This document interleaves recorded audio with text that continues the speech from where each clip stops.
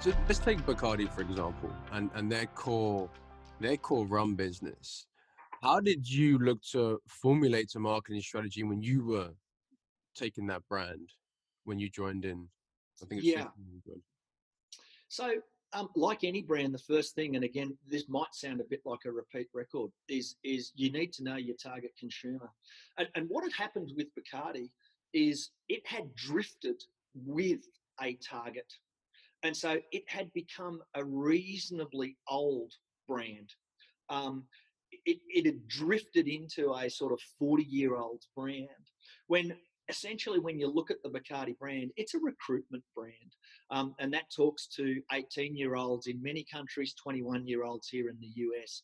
And it needs to continually be a recruitment brand. So the first strategic choice any marketeer has to make is choosing your target consumer. And we made a choice at that time to actually go back and make Bacardi a recruitment brand, which was, of course, at the time targeting millennials. The next thing we had to do was immerse ourselves in the millennials' lives and actually understand, as I said earlier, what are their needs, their wants, their beliefs, their desires, and in that understanding, we drive out a huge insight that exists in millennials' lives at that point in time. And that insight is an unmet need, want, belief, or desire that exists in our consumers' lives that our brand can actually play a role in helping and answering. And at the time, the millennials needed the courage to live the life they wanted to live.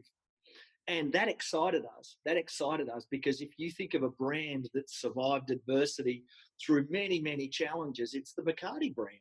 And so we felt we could do something about that.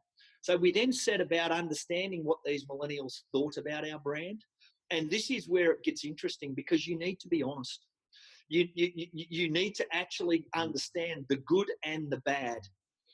You then need to understand where you want to take the brand. So what changes from current emotional engagement with your brand do those consumers have, and where do you want to take it?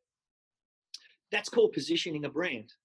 And you need to come up with the strategic positioning for the brand and then execute really hard against it. And what we found was that millennials felt that they didn't have a big relationship with Bacardi. It was okay.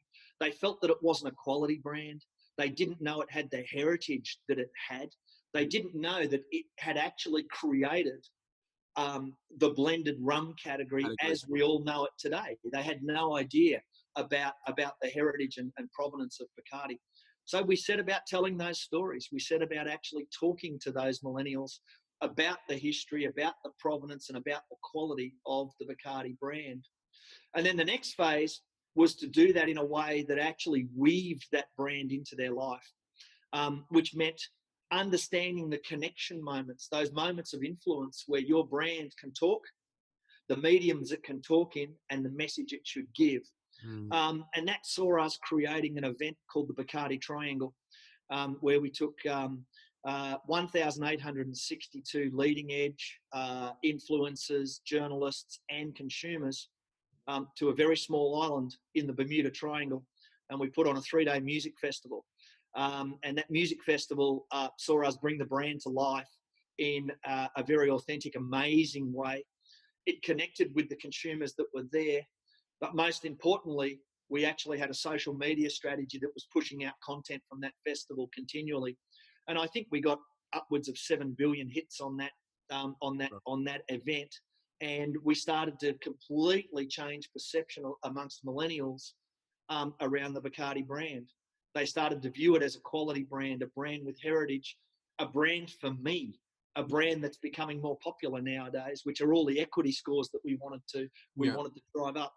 And as a consequence of that, performance follows.